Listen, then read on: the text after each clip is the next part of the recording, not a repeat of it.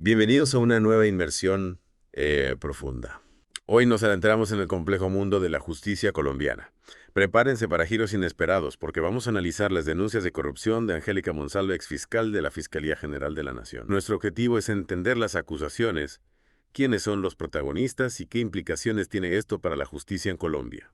Lo interesante es que nos basamos en el testimonio directo de una sola persona, así que tenemos que ser muy cuidadosos al considerar el contexto, los posibles sesgos y la necesidad de investigar más a fondo para verificar estas afirmaciones. Exacto, no estamos diciendo que esto sea toda la verdad, pero el testimonio de Monsalve es sin duda una pieza clave del rompecabezas. Ella no se guarda nada. Describe un sistema que parece priorizar los intereses personales por encima de la justicia. Y eso es lo que lo hace tan impactante. Su lenguaje es muy emotivo, habla de sentir náuseas por lo que presenció.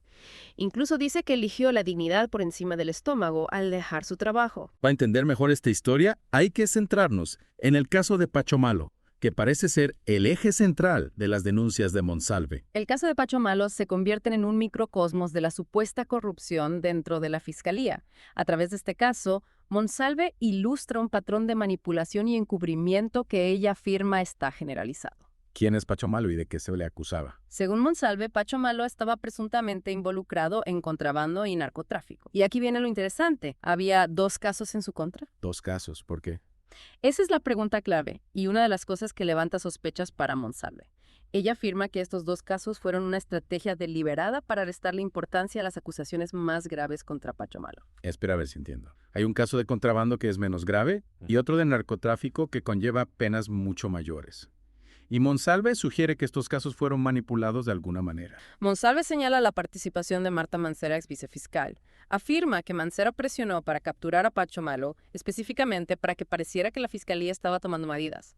Pero según Monsalve, en realidad, solo intentaban controlar la narrativa. O sea que hicieron parecer que iban tras Pacho Malo, pero en realidad se centraban en los cargos menos graves. Eso es lo que Monsalve alega. Dice que se ignoraron las pruebas de narcotráfico, que se cerraron misteriosamente las escuchas telefónicas y que el caso más grave contra Pacho Malo se archivó finalmente. Esto nos lleva a una pregunta importante. ¿Por qué harían eso? ¿Cuál era el motivo para supuestamente encubrir la posible participación de Pacho Malo en el narcotráfico? Aunque Monsalve no lo dice explícitamente, insinúa una red de intereses interconectados dentro de la Fiscalía. Afirma que los fiscales son tratados como títeres y que muchos priorizan su propia comodidad y sus sueldos por encima de la búsqueda de la justicia. Una acusación bastante grave. Y nos hace preguntarnos quién más podría estar implicado en este supuesto encubrimiento. Bueno, Monsalve sí menciona algunos nombres. Afirma el vicefiscal Guerrero estuvo involucrado e incluso intentó desviar la culpa mencionando a Néstor Humberto Martínez. También describe la respuesta de la actual fiscal general Luz Adriana Camargo como un tanto despectiva ante sus preocupaciones. Entonces está diciendo que esto llega hasta las más altas esferas. Es importante recordar que estas son acusaciones y que se necesita una mayor investigación para verificarlas. Pero Monsalve cree claramente que esto no es un incidente aislado. Afirma que el caso Pacho Malo es solo un ejemplo de un patrón mucho mayor de corrupción dentro de la Fiscalía. Me imagino que debe haber sido muy duro para ella estar dentro viendo esta supuesta corrupción de primera mano. Sí, ese sentimiento de desilusión es palpable en su testimonio. Describe que se siente como una zapa o una soplona por hablar. Dice que muchos de sus colegas priorizaron su zona de confort por encima de la búsqueda de la justicia. Entonces, ¿qué significa todo esto? Si las acusaciones de Monsalve son ciertas, ¿qué dice esto sobre el estado del sistema judicial colombiano? Plantea serias dudas sobre la capacidad de la Fiscalía para investigar y perseguir eficazmente el delito, sobre todo cuando se trata de personas poderosas o redes delictivas organizadas. También pone de manifiesto los retos a los que se enfrentan quienes intentan denunciar la corrupción desde dentro del sistema. Es un panorama desolador sin duda, pero ¿hay alguna esperanza de cambio? ¿Ofrece Monsalve alguna solución? Bueno, ella hace un llamado a la acción. Habla de un movimiento que lidera llamado Somos Justicia. ¿De qué se trata este movimiento? Por lo que he entendido, Somos Justicia trata de empoderar a los ciudadanos para que exijan rendición de cuentas y transparencia al sistema judicial. Monsalve parece creer que el cambio debe venir del pueblo y no de las propias instituciones. Es un mensaje poderoso. Sugiere que la lucha contra la corrupción requiere un apoyo público masivo. Y habla de la importancia de crear conciencias y animar a los ciudadanos a participar en la búsqueda de la justicia. Nos recuerda que todos tenemos un papel que desempeñar para que los que están en el poder rindan cuentas. Pero antes de terminar esta parte de nuestra inmersión, quiero volver a algo que mencionaste antes, los posibles sesgos en el testimonio de Monsalve. Claro, es fundamental recordar que esta es su perspectiva, su experiencia. Y aunque su lenguaje emotivo transmite la profundidad de sus convicciones, es importante considerar si puede haber alguna motivación personal o rencor que influya en su relato. Es un buen punto. También tenemos que pensar si puede haber otras perspectivas o pruebas que arrojen una luz diferente sobre estos acontecimientos. Por supuesto.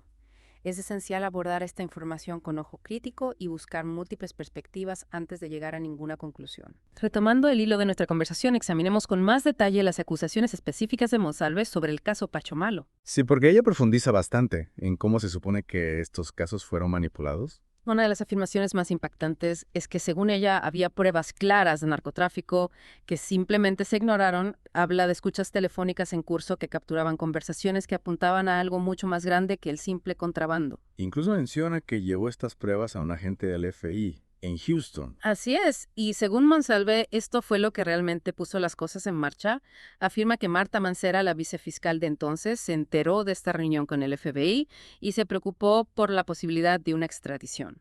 Entonces Mancera se sintió amenazada porque el FBI ya estaba involucrado. Así es como lo presenta Monsalve y alega que por eso Mancera presionó para arrestar a Pachomalo para intentar adelantarse a cualquier acción de las autoridades estadounidenses. Pero si realmente intentaban encubrir el narcotráfico, no sería contraproducente arrestar a Pachomalo por delitos menores. Es decir, no atraería eso más atención sobre él. Es un buen punto y es una de las áreas en las que necesitamos más información para evaluar completamente la situación. Es posible que hubiera otros factores en juego que desconocemos. Monsalve también menciona un caso paralelo que involucra contrabando en Buenaventura. Aquí es donde la historia da otro giro intrigante. Monsalve afirma que también hubo escuchas telefónicas en este caso y que estas interceptaciones revelaron la participación de Pachomalo en el narcotráfico. Incluso nombra personas específicas que supuestamente fueron captadas en estas grabaciones, incluyendo un sobrino de Mario Herán, quien fue fiscal general de Colombia de 2005 a 2009. Es una afirmación bastante audaz y que tendría grandes implicaciones si fuera cierta, pero aquí está el problema. Monsalve dice que estas escuchas telefónicas fueron misteriosamente cerradas. Estaban monitoreando activamente estas conversaciones y de repente simplemente se detuvieron. Eso es lo que alega Monsalve. Y afirma que esta decisión vino directamente del vicefiscal Guerrero, quien estaba a cargo de la investigación en Buga. Entonces, alguien de alto rango en la fiscalía supuestamente ordenó que se cerraran estas escuchas telefónicas, a pesar de que potencialmente estaban descubriendo pruebas de narcotráfico. Según Monsalve, eso es exactamente lo que pasó y afirma que cuando confrontó a Guerrero sobre esto, él intentó desviar la culpa diciendo que solo estaba siguiendo instrucciones de Néstor Humberto Martínez, quien era el fiscal general en ese momento. Esto se está complicando mucho, tantos actores, tantas acusaciones. Es difícil seguirle la pista. Sin duda es una red enmarañada. Y es importante recordar que en este punto estas son solo acusaciones, necesitamos más pruebas para corroborar las afirmaciones de Monsalve. Sin embargo, ella parece muy segura de sus afirmaciones, incluso describe que se sintió con náuseas, por lo que presenció dentro de la fiscalía. Sí, su lenguaje es muy visceral, lo que sugiere un profundo sentimiento de traición y repugnancia. Claramente cree que el sistema está podrido hasta la médula. Incluso llega a decir que los fiscales son tratados como títeres, obligados a priorizar sus salarios por encima de la búsqueda de la justicia. Esta es una acusación bastante condenatoria para toda la institución y plantea interrogantes sobre los factores sistémicos que podrían estar contribuyendo a esta supuesta corrupción. ¿Qué tipo de factores? Bueno, para empezar está el tema de la impunidad. Si los fiscales creen que pueden salirse con la suya en caso de cometer un delito, es más probable que lo cometan. Entonces la falta de rendición de cuentas podría estar alimentando este problema. Potencialmente también está la cuestión de la interferencia política. Si individuos o grupos poderosos son capaces de ejercer influencia sobre la fiscalía, esto podría socavar su capacidad de operar de forma independiente e imparcial. Tiene sentido. Y Monsalve insinúa esto cuando habla de cómo Marta Mancera supuestamente intentaba controlar la narrativa en torno al caso Pachomalo. Exactamente, si Mancera realmente estaba utilizando su puesto para proteger ciertos intereses, encajaría en este patrón más amplio de influencia política. Todo empieza a sonar como una gran conspiración. Pero supongo que la pregunta ¿es Monsalve una narradora confiable? ¿Podemos confiar en su versión de los hechos? Esa es la pregunta del millón, como ya hemos comentado. Es crucial tener en cuenta los posibles sesgos en su testimonio.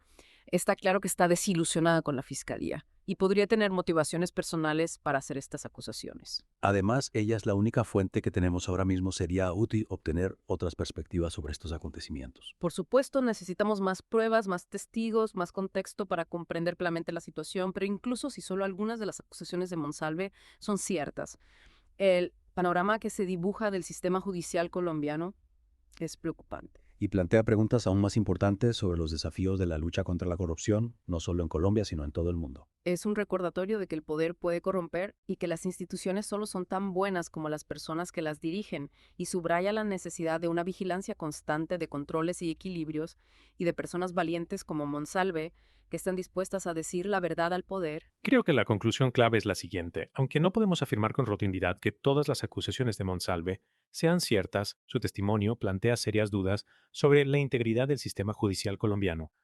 Estas dudas exigen una investigación más profunda y un compromiso para que los que están en el poder rindan cuentas. Bien dicho, y en la parte final de nuestra inversión cambiaremos de marcha y exploraremos las implicaciones más amplias del testimonio de Monsalve, analizaremos su llamada a la acción, su visión del cambio, y lo que esta historia podría decirnos sobre los desafíos de la lucha contra la corrupción a escala mundial.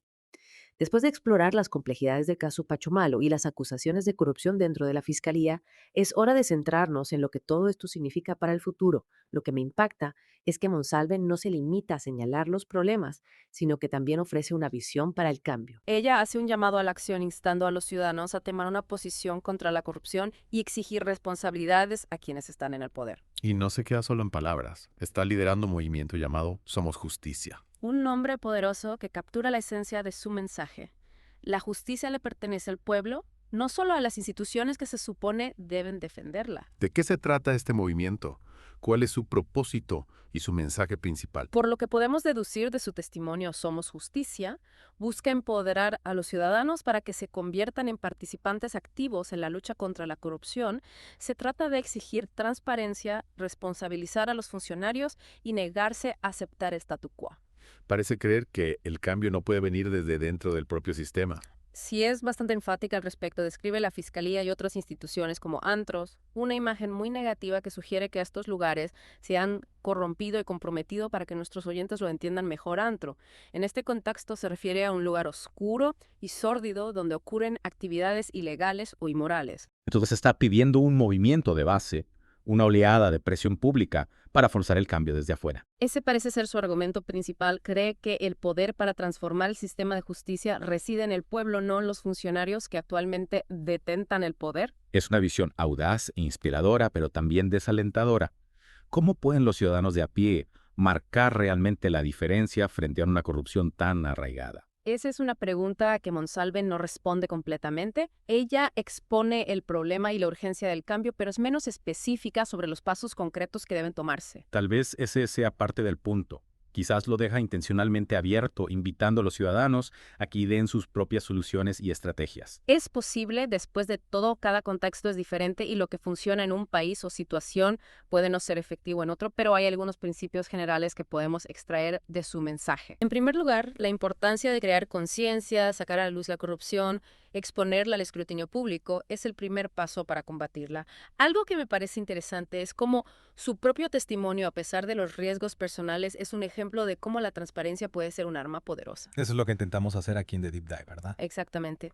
Al poner estos temas en primer plano, al fomentar una discusión abierta y honesta, podemos ayudar a crear un clima donde la corrupción ya no se tolere. Monsalve también enfatiza la necesidad de unidad, de que los ciudadanos se unan y exigen el cambio como una fuerza colectiva. Sí, ella habla del poder popular como el motor de la transformación. Cree que cuando los ciudadanos se unen y alzan la voz, pueden superar incluso los obstáculos más arraigados. Es un mensaje que resuena a lo largo de la historia, desde el movimiento por los derechos civiles hasta la lucha contra el apartheid. Hemos visto una y otra vez que la acción colectiva puede lograr cosas extraordinarias, y en el mundo interconectado de hoy, donde la información fluye libremente y los movimientos sociales pueden ganar impulso rápidamente, el potencial de un cambio liderado por los ciudadanos es mayor que nunca. Al concluir esta inmersión profunda, no puedo dejar de preguntarme, ¿qué nos dice la historia de Monsalve sobre los desafíos de combatir la corrupción, no solo en Colombia, sino en todo el mundo? Es una pregunta que merece una consideración cuidadosa, porque si bien los detalles específicos de este caso son únicos de Colombia, los problemas subyacentes son universales. ¿A qué te refieres? La corrupción prospera en entornos donde hay falta de transparencia, donde la rendición de cuentas es débil y donde el poder se concentra en manos de unos pocos. Entonces, no se trata solo de manzanas podridas, sino del propio sistema. Exactamente. Y es por eso que combatir la corrupción requiere algo más que atrapar a los malhechores individuales, requiere un cambio sistémico, un cambio de cultura y un compromiso con el cumplimiento de estándares éticos en todos los niveles de la sociedad. Es una tarea difícil, pero esencial, para construir un mundo más justo y equitativo. Sin duda, y la historia de Monsalve, a pesar de sus inquietantes detalles, ofrece un rayo de esperanza, demuestra que incluso frente a una corrupción abrumadora hay personas que se niegan a guardar silencio, que están dispuestas a arriesgarlo todo para exponer la verdad. Te recomiendo que visiten el canal de YouTube Voces de Colombia, allí encontrarán análisis profundos sobre política, sociedad y cultura. Denle un me gusta y suscríbanse para ayudar a que este tipo de información llegue a más personas. Gracias por acompañarnos en esta inmersión profunda. Hasta la próxima, sigan cuestionando, sigan explorando y mantengan viva la conversación.